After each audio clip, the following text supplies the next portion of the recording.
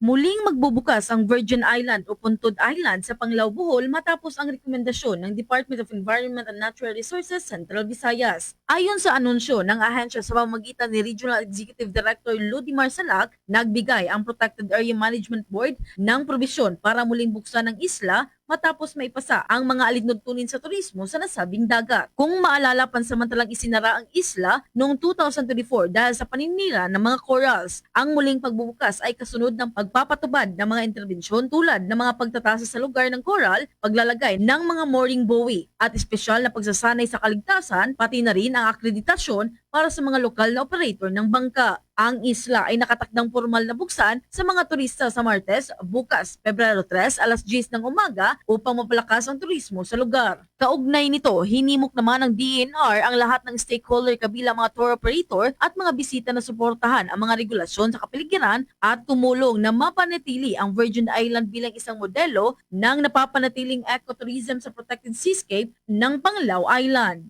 The Protected Area Management Board emphasized that the permission to reopen is contingent upon adhering to the marine tourism guidelines, which provide a science-based strategy for the management of marine tourism activities, the protection of coral reefs and marine wildlife, and the promotion of responsible and sustainable tourism within a protected area. The temporary closure lifting is an indicative of our shared commitment to safeguarding the marine ecosystem of Panglao. In order to guarantee sustainable tourism in the future, the reopening of Virgin Island is dependent upon strict enforcement of the marine tourism guidelines reinforced by safeguards and accountability. Mula rito sa lungsod Lawigan ng Cebu, Bumbo Jonah Cañete, and this is a Bumbo Radio Philippines, the #1 and most trusted source of news and information. Basta Radio, Bumbo!